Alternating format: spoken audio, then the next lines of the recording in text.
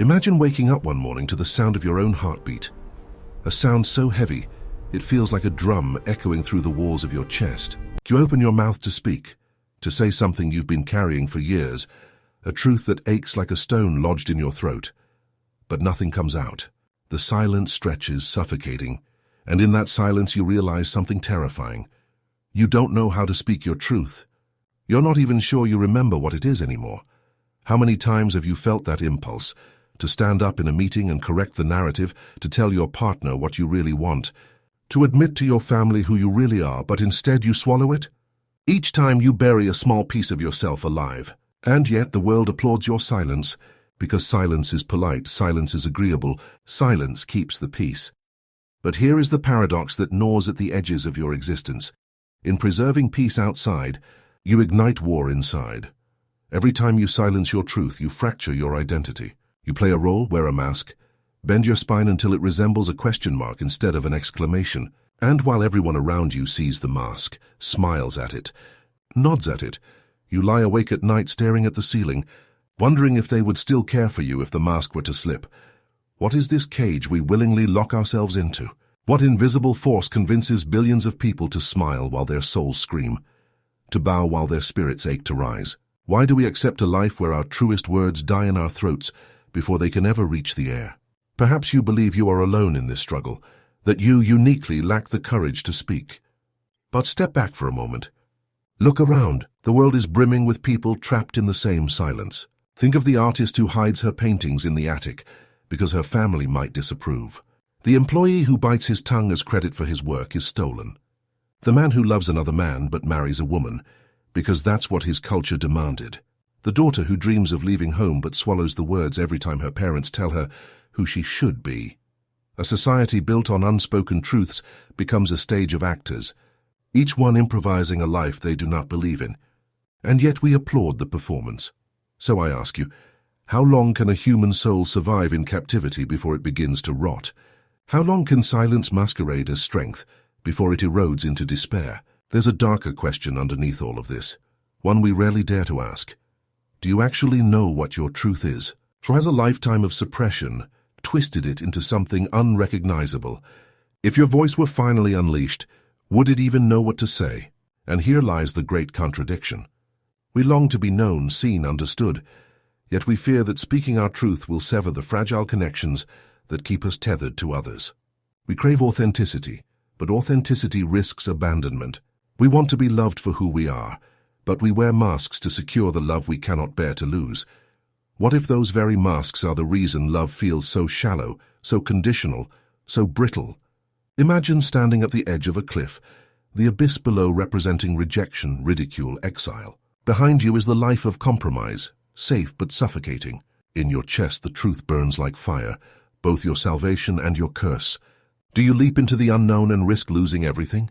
Or do you turn back, choke down the fire and preserve the life that was never really yours? This is the question that shadows every decision you make, every word you do not say, every dream you postpone. It is not a question of convenience but of survival. Because while silence may protect the life you've built, it slowly dismantles the life you could have lived. So here we stand, at the crossroads of silence and truth, mask and self, survival and freedom. And the great question remains, why do most people never speak their truth?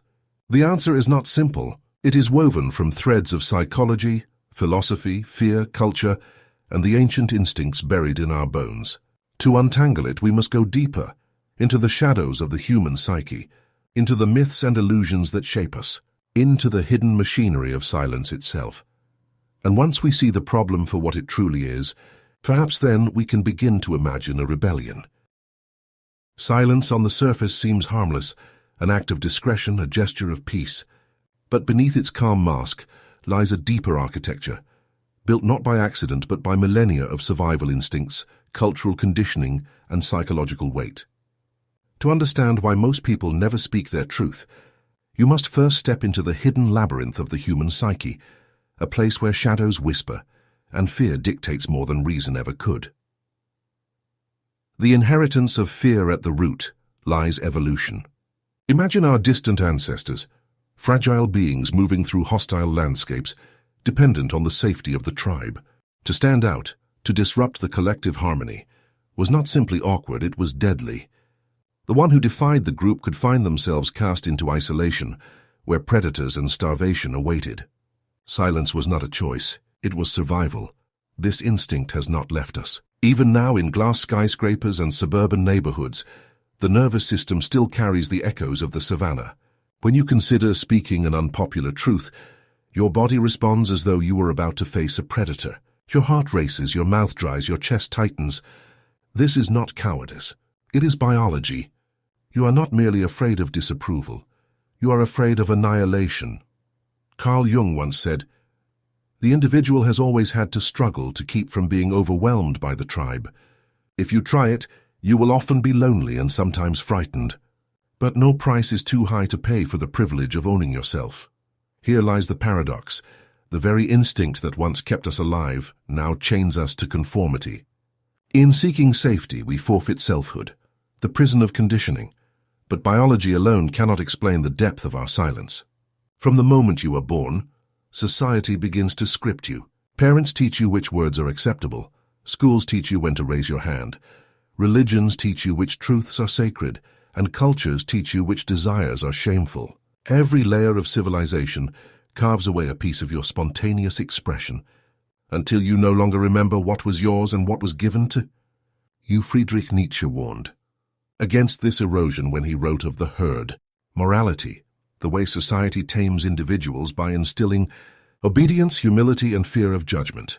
To Nietzsche, the true individual, the Übermensch, was the one who dared to defy the herd, to create values from within rather than inherit them blindly. Yet how many of us are willing to pay the price of such defiance?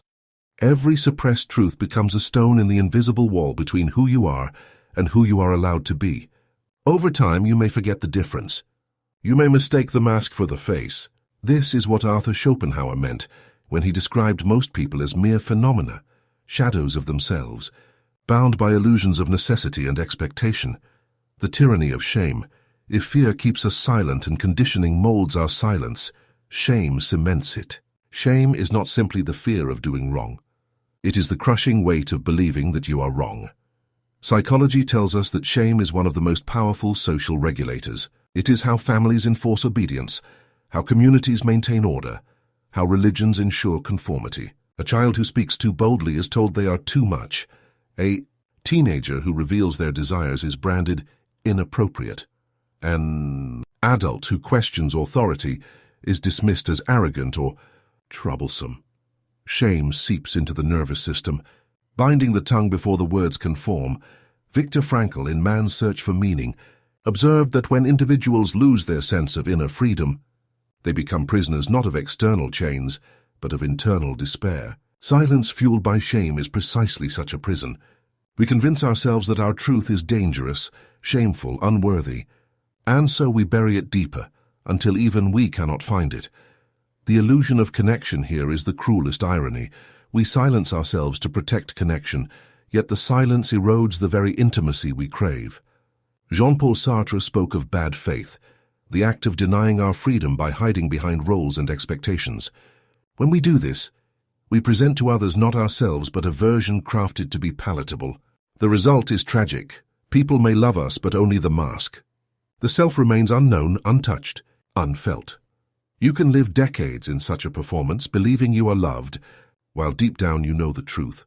No one has ever truly seen you, because you never allowed yourself to be seen. And is love still love if it is directed only toward the facade you built to earn it?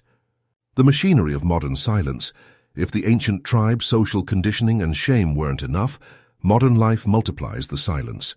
Aldous Huxley once warned that the greatest enemy of freedom is not oppression but distraction. We live in a world that bombards us with noise, social media, advertisements, cultural narratives, all demanding we fit into predefined molds of success, beauty, morality, and identity. Your truth struggles to breathe under the constant barrage of comparison and performance. Why reveal your authentic self, flawed and trembling, when every screen shows curated perfection? Why speak when algorithms reward conformity and punish deviation? The silence of individuals feeds the machine, and the machine in turn deepens the silence. The hidden problem revealed. So the hidden problem is not that you lack courage. It is not even that you are dishonest. The deeper reality is that you are caught in a web spun by biology, society, and shame. Fear whispers that speaking will kill you. Culture insists that silence is virtue. Shame convinces you that your truth is unworthy. And the world applauds your mask, rewarding your compliance.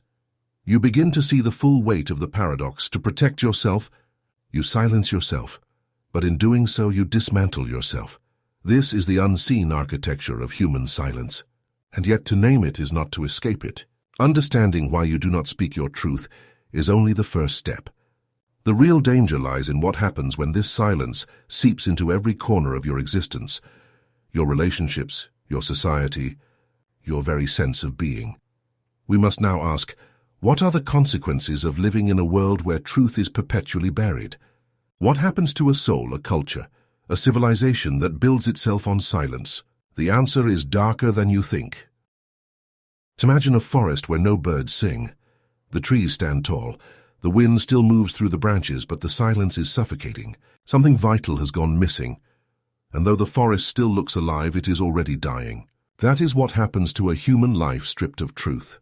On the surface, everything seems intact. Relationships function, careers progress, families gather. But underneath, something essential withers, the inner decay. The first consequence of silencing your truth is inward corrosion. Each unsaid word, each buried desire becomes a weight pressing against your chest. Psychology calls this cognitive dissonance, the mental tension of living in contradiction between your inner self and your outer actions. But in lived experience, it feels more visceral. It is the slow poisoning of your spirit. At first, you may dismiss it as stress, fatigue, or melancholy. But over time, your body carries the cost of repression. Studies in psychosomatic medicine reveal how unspoken emotions manifest in physical ailments. Ulcers, migraines, high blood pressure, even immune dysfunction. Your body becomes the mouthpiece for the truths you refuse to voice. What you do not say, your body screams. And worse, your identity begins to fragment. You start to live not as a whole being, but as a collection of masks. The authentic self, locked away, grows faint. Nietzsche described this as the tragedy of the last man. The person who avoids risk, avoids pain, avoids truth, and in doing so becomes hollow, unremarkable, without depth. Silence is not neutral. It is erosive, the death of intimacy. If the inner life corrodes, so too do relationships. Consider love without truth. It is like a letter never sent, a melody never played. Without vulnerability, intimacy becomes performance. You laugh at jokes you don't find funny, agree to plans you secretly resent, nod to opinions you silently despise. The other person believes they know you, but they are only meeting your mask. This creates an invisible gulf. Partners sense something missing, though they cannot name it. Friends feel the weight of your distance, though you smile at every gathering. Families celebrate rituals, while beneath the surface, the real conversations, the ones that matter, never happen. You are present but absent, seen but unseen, loved but never known. And here lies the cruel irony. The silence meant to preserve connection ultimately destroys it. Sartre's bad faith takes its toll. By denying your own freedom to be, you deny others the chance to truly encounter you. The cost of silence is not only your loneliness but theirs as well. The culture of conformity now expand the frame. Multiply this silence by millions, billions of lives. What does a society look like when truth is consistently buried? It becomes a theater of conformity. In such a world, innovation shrivels. How can new ideas emerge if people fear ridicule for voicing them? Justice falters. How can corruption be challenged if no one dares to speak? Oppression thrives. How can abuses end if victims are shamed into silence? History is filled with examples. Think of regimes where citizens whispered truths only in private, never in public. Think of workplaces where harassment flourished because everyone bit their tongues. Think of entire cultures where generations of people pretended to be what they were not, passing down silence like an heirloom. This is not abstract. It is the quiet erosion of freedom, one unspoken truth at a time. A society that silences individuals becomes complicit in its own deception. The psychological traps. The consequences also entrench themselves in the mind through subtle biases. The spiral of silence, identified by German political scientist Elisabeth Noelle Neumann, describes how individuals withhold minority opinions for fear of isolation. which in turn makes those opinions less visible, creating the illusion of consensus. Silence breeds more silence until it feels like truth itself has vanished. Neurologically, your brain adapts to suppression. Every time you silence your truth, neural pathways reinforce the association between expression and danger. Over time, this becomes automatic. You no longer consciously decide to hold back. Your body does it for you. The silence becomes second nature, so ingrained that you mistake it for personality. I'm just quiet, you tell yourself, when in fact you are muzzled by conditioning. The erosion of meaning, perhaps the most devastating consequence, is existential. Viktor Frankl argued that meaning is the central pillar of human survival. To endure suffering, one must find purpose. But how can you find meaning when you cannot live authentically?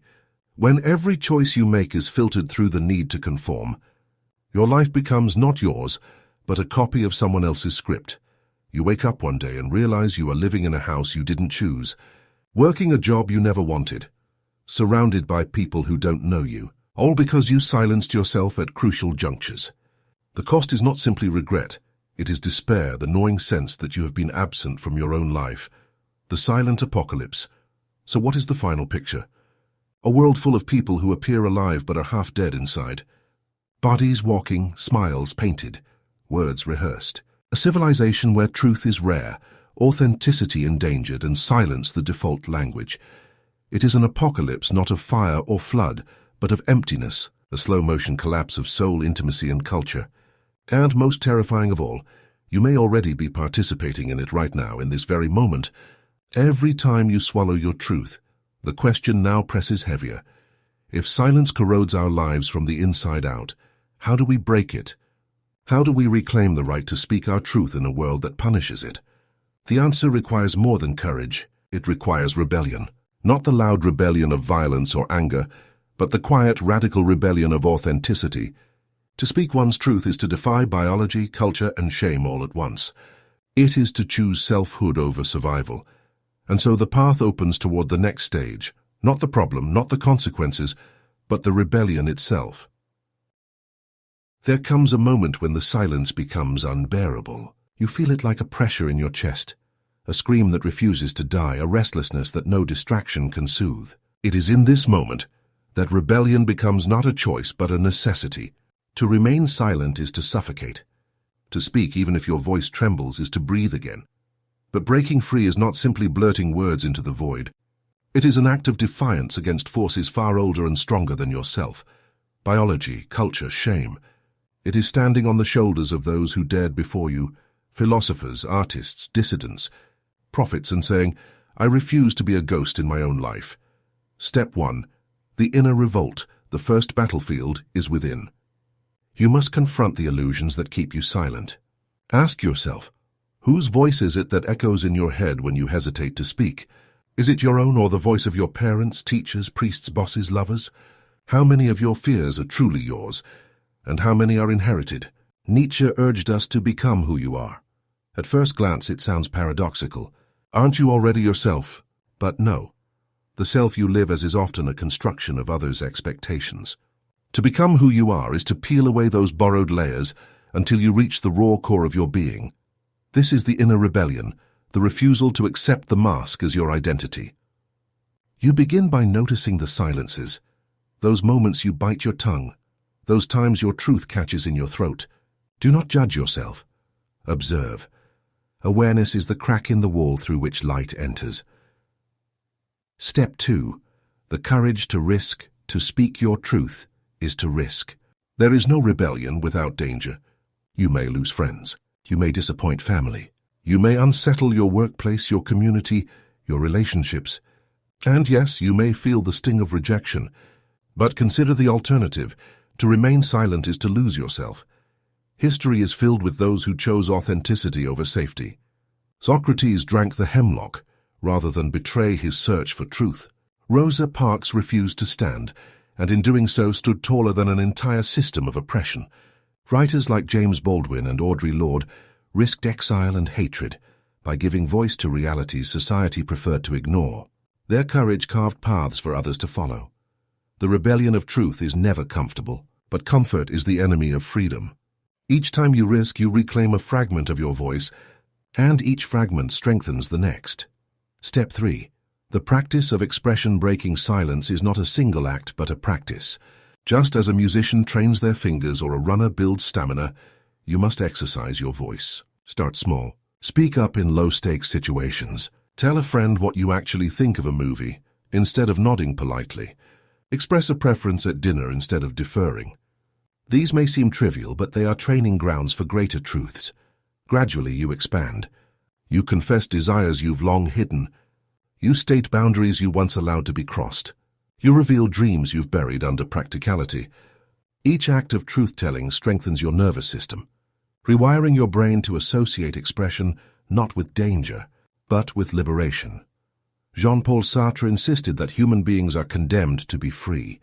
This means you cannot escape the responsibility of choice. Even silence is a choice, and by choosing silence you deny yourself the chance to live authentically. But by practicing expression, you step into freedom, not the abstract freedom of political slogans, but the visceral freedom of living as yourself. Step 4. The power of solidarity. Rebellion need not be solitary. In fact, it rarely succeeds alone. When one person dares to speak their truth, others often find the courage to echo it. Consider the Me Too movement. One voice, then another, then millions. Each truth spoken made the next more possible. The spiral of silence can be reversed. Surround yourself with those who value authenticity.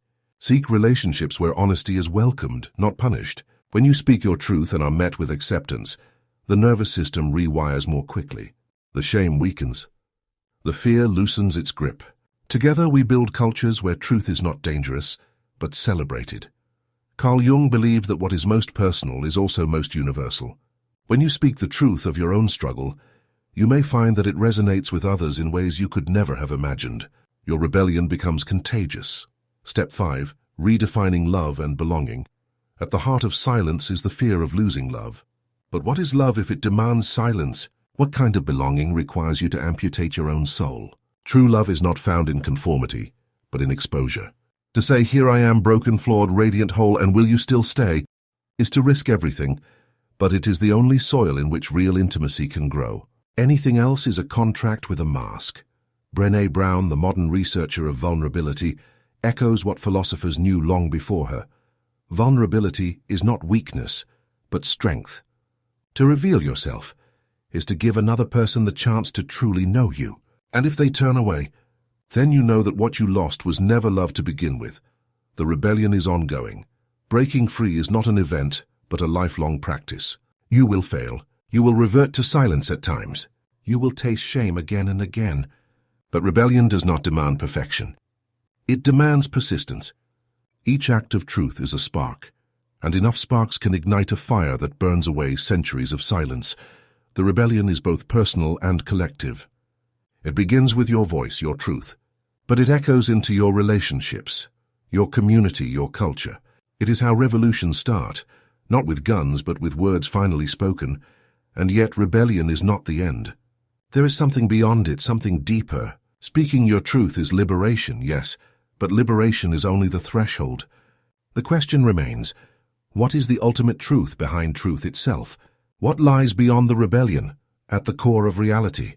To answer that, we must go even deeper, past the psychology of silence, past the rebellion of authenticity, into the most profound realization of all. Imagine standing on a mountain at dawn. The air is thin, the horizon endless. You've climbed for hours, stumbling through rocks and shadows, carrying the weight of all your unspoken words. And finally, the first light spills over the peaks, painting the world in gold. For the first time, you see not only the mountain but yourself. And you realize the rebellion was never about others. It was never even about speaking. It was about remembering. Beyond the fear of rejection up until now, the fear has always been rejection. The tribe casting you out, the loved one walking away, the community turning cold. But here is the deepest truth. You cannot truly be rejected for who you are. You can only be rejected for the mask you wear. When someone dismisses you after you speak your truth, they are not rejecting you. They are rejecting resonance. They are saying, "My path does not align with yours." That is not exile, it is clarity. It is life making room for those who can meet you as you are. The real rejection, The one that wounds deepest is the one you inflict upon yourself when you abandon your own voice. That rejection hollows you from the inside, because it is betrayal not from others but from within. The final realization is this: you cannot control whether others accept your truth, but you can choose whether you accept yourself. Beyond the mask of identity, but the revelation goes deeper still. What is this truth you are trying to speak? Is it fixed, permanent, carved in stone? Or is it fluid, changing with every breath, every experience? The great mistake is to believe truth is a rigid identity. I am this, I am that. But truth is not a label. It is the living act of alignment between your inner reality and your outer expression. It is not about having the right identity. It is about refusing to live divided. The Buddhist philosopher Nagarjuna once said that the ultimate wisdom lies in emptiness, not emptiness as void, but emptiness as freedom from fixed definitions. To live truthfully is not to cling to a single identity, but to remain transparent to the shifting river of your being. The truth is not a destination. It is the movement of authenticity, moment by moment. The illusion of control another layer falls away. You never had control over others' perceptions. You spent years contorting yourself, hoping the world would applaud the mask. But the applause was hollow because it was never aimed at you. It was aimed at the performance. The ultimate truth dismantles this illusion. You were never here to be universally accepted. You were here to be fully alive. And aliveness requires risk, exposure, vulnerability. To demand certainty before speaking your truth is to wait forever. Arthur Schopenhauer once observed that most people are like clocks wound by external forces, ticking according to others' expectations. But the rare individual wins themselves, moving from an inner rhythm. Speaking your truth is precisely this, not controlling the reactions of others, but aligning your life with your own inner pulse. The paradox of freedom. Here lies the paradox. Freedom is terrifying because it removes excuses. When you recognize that nothing truly stops you from speaking but yourself, you realize the cage was never locked. The key has always been in your pocket. Jean-Paul Sartre called this the anguish of freedom, the weight of knowing you are responsible for your choices, your silences, your truths. But in this anguish is also liberation. You are free because no one else can define your voice. You are free because no external authority can imprison what you choose to express. The final rebellion, then, is not against society or shame. It is against the illusion of your own powerlessness. Love is the ground of truth. When you strip away fear, shame, and illusion, what remains as the foundation of truth? It is love, not sentimental love, not the fragile affection that depends on masks, but the deeper love of existence itself. To speak your truth is to affirm life, to say, I am here, I exist, I matter. It is to love yourself enough to refuse erasure. It is to love others enough to risk their discomfort, knowing that only in honesty can true connection be born. The mystics across traditions, Rumi, Meister Eckhart Laozi, pointed to this same realization. Truth and love are inseparable. To speak your truth without love becomes brutality. To seek love without truth becomes illusion. But when truth and love merge, they create the conditions for awakening, not just personal but collective. The final vision. So where does this leave you? Perhaps on that mountain at dawn, with the realization burning in your chest like the rising sun. Your silence was never safety. It was slow death. Your voice is not a weapon but a lifeline. Your truth is not a fixed identity, but the living pulse of authenticity. Rejection is not your enemy. Self-betrayal is, and freedom is not granted by others. It is claimed within. The ultimate truth is this: to speak is to exist. To withhold is to vanish. Every moment you voice your authentic self, you step deeper into reality. Every moment you silence it, you retreat into shadows. Life is not waiting for you to become someone worthy of truth. Life is waiting for you to realize you already are. The cinematic closing. So imagine this. Tonight you go to bed.